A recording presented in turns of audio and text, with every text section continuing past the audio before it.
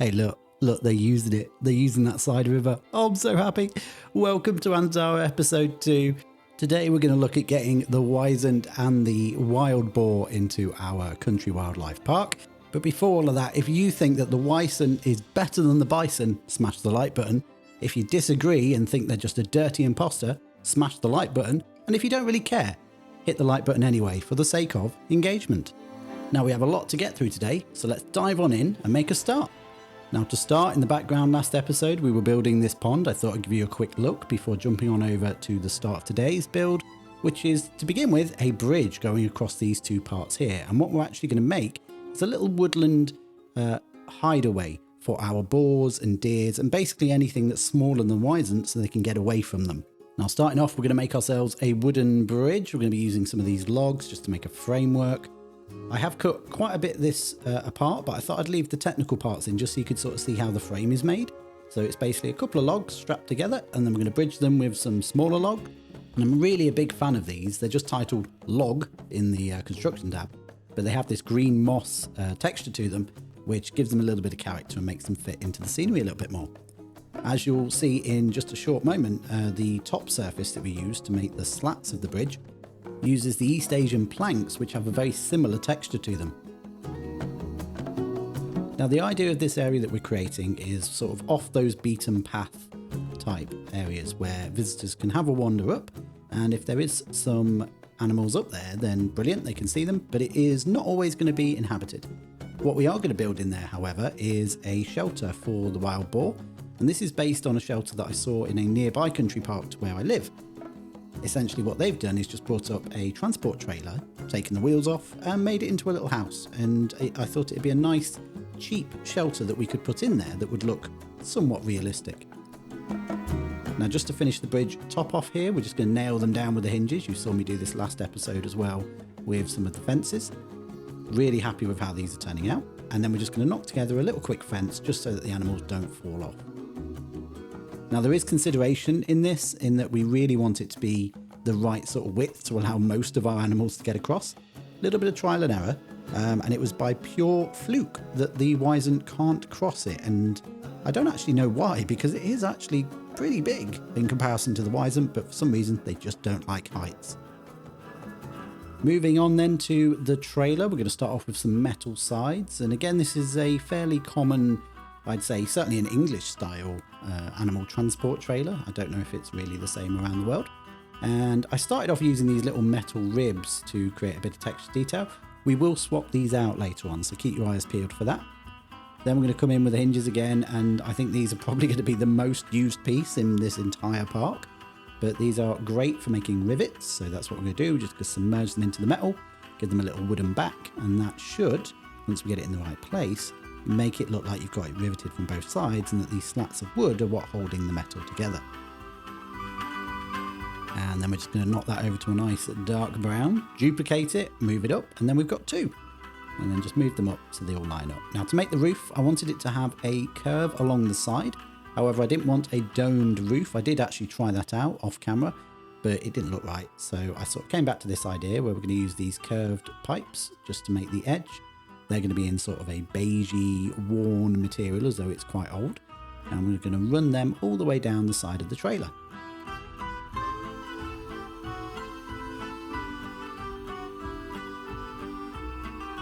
And then once that's done, we're going to run some trim up the side, make that out of some metal tube.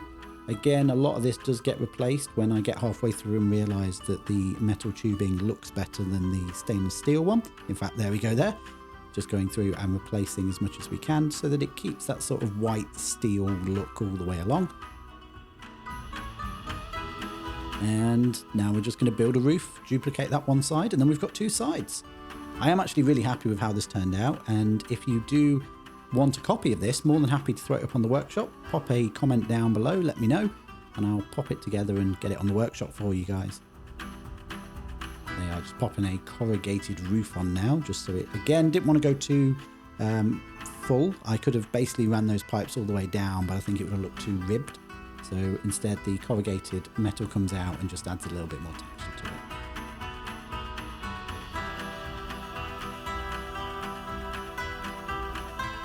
And now for a floor, I'm going to go with a lovely just wooden plank floor. Again, it's not meant to be standing out. It's not meant to be something you see first. It's just there to blend into the background. These unfortunately are the biggest set of wheels we have that aren't bicycle wheels. They look alright. I could probably have done with them being a little bit bigger. And I know it's been said before, but I really wish Planet Zoo had Prehistoric Kingdom scaling option, because that would make things so much easier to build. And then we're just going to make a couple of mud guards again out of those pipes. Just duplicate them up once it's in position, then duplicate the whole thing and throw it on the other side so that we've got 2 wheels.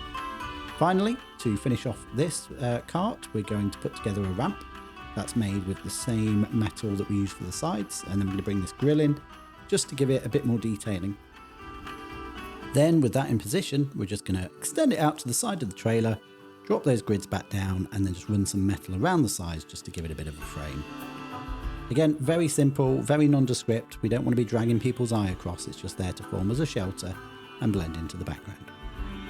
Okay, with that made, we're now going to pop a fence around. I did think about making a custom fence, but realistically, I'd have just made a custom version of the chain link fence. So I went with the base game one, nothing wrong with it. Then brought back that fence from episode 1, just to fill out a couple of areas and stop the animals falling off the side of the rocks as they come across the bridge.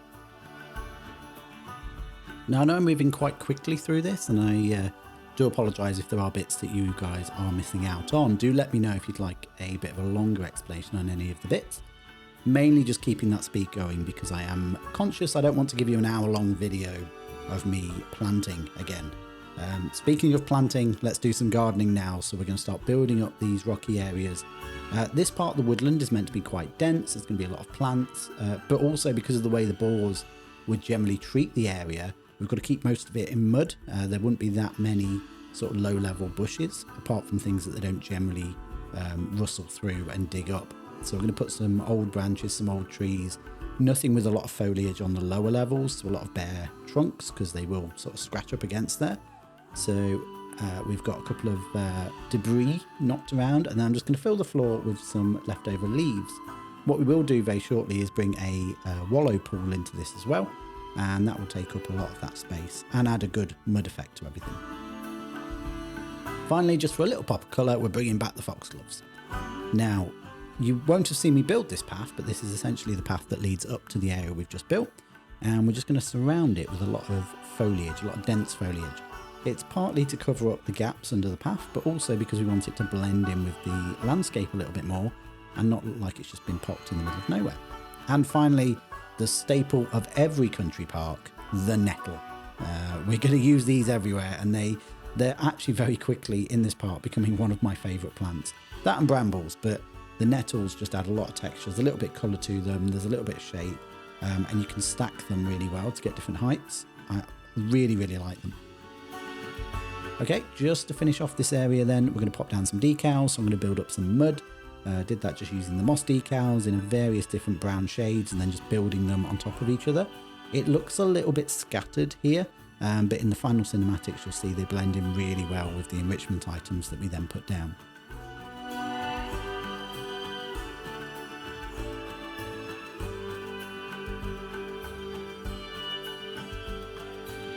And we can't forget to get the trailer nice and dirty as well. It is, after all, where they sleep.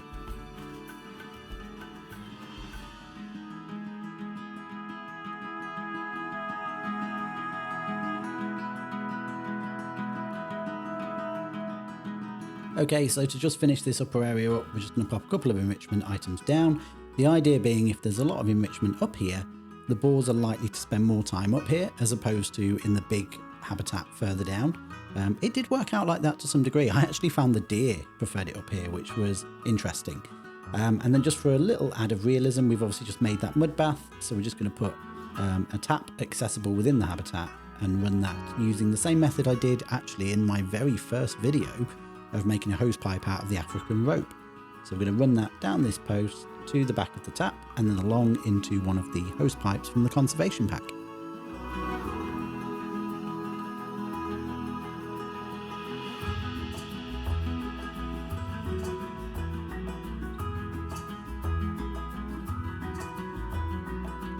One thing I would absolutely love Frontier to add would be an actual designable hose pipe or just some form of pipe that was bendy. That would be great. Right, here they come, the boars. We just had to pop them in just to check that they're not going to escape from anywhere, and luckily enough, they won't, which is all good. So this is our male, I believe. Oh no, wait, I lied. That is our female. No, it is the male. It is the male. Here comes the female. There we go. There she is. And these two have the most amazing babies in the cinematics there. Right, moving on to the Wisent then. So you will notice from the preparation videos that we built a lovely stone and fence wall all the way around this habitat. So I didn't really want to get rid of that, but obviously we don't necessarily want just a weak falling apart wooden fence to contain the bulk of a Wisent. So what I'm going to build is a little electric fence, and we do that using the New World fence and the hinges again, most used item in this park. And these are just little connectors. And then through those hinges, we're going to run the grassland sign pole, which to my knowledge is the thinnest straight piece that we have in the pack currently. And there we go. We just run it straight through the middle of each one. And that just gives us that little electric fence sort of setup. I've done these quite close together because obviously it's not a square habitat, and trying to get these round corners is a pain. I'm going to give you the benefit of not having to watch me place each one of these. I just wanted to keep a little bit of it in, so you could probably understand the pain I had to go through trying to get these lined up with those hinges on each side. It was about an hour's worth of work to try and get these things lined up all the way around, but I'm proud to say I did it, and I'm proud to say they look amazing, and you'll see those in the cinematics at the end.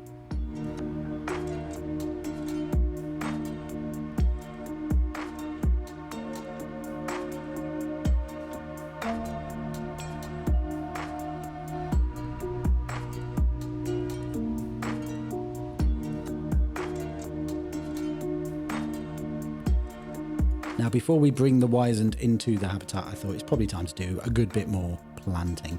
So what we're going to do is we're going to transform this upper area and basically this side of the stream into a forest. And while building the map, obviously we put quite a few of plants from our plant palette down. We didn't really spend too much time putting in detail.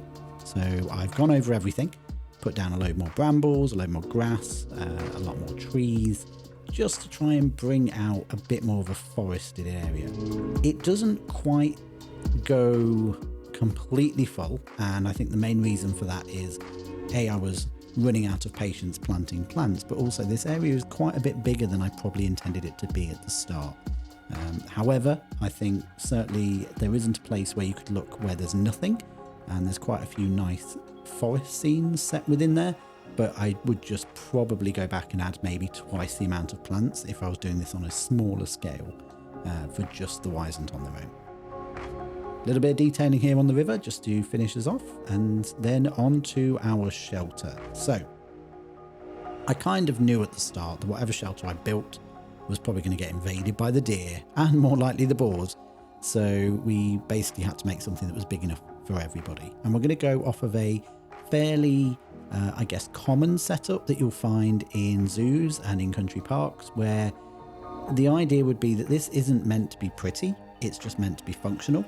And it's also somewhere that, certainly because these are being kept very much as wild animals in a wild setting, that they can be contained and obviously managed for veterinary purposes, or when they're giving birth, or if they need to be segregated.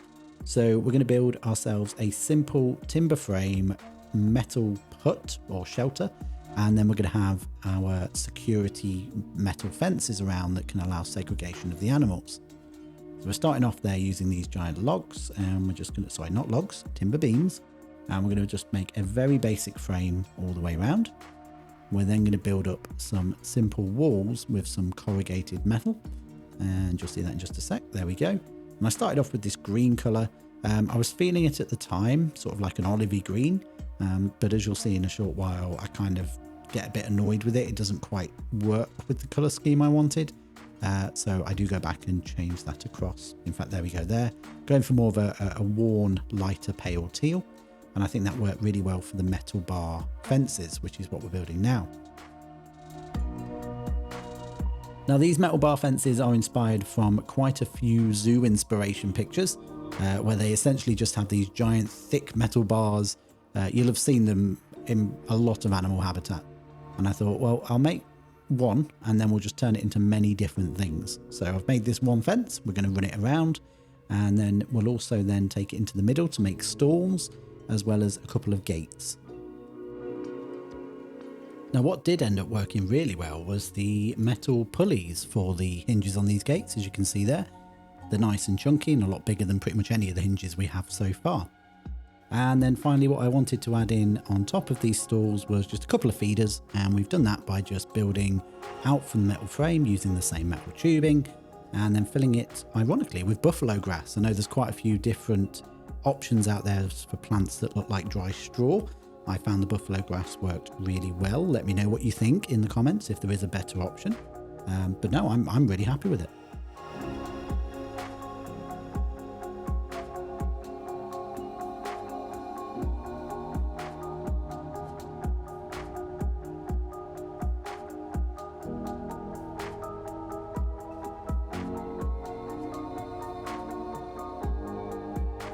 Now I did end up placing 2 of these in the end because the deer absolutely love them and we didn't have any space for the Wisent to go. You'll only see one in the video here, but we will be getting more than one in the final cinematics there. And all we're going to do is just bed that in with a bit of texture changing on the floor, getting rid of a lot of that grass. It's all been trodden down, and then we're going to pop some bedding inside for them all to use.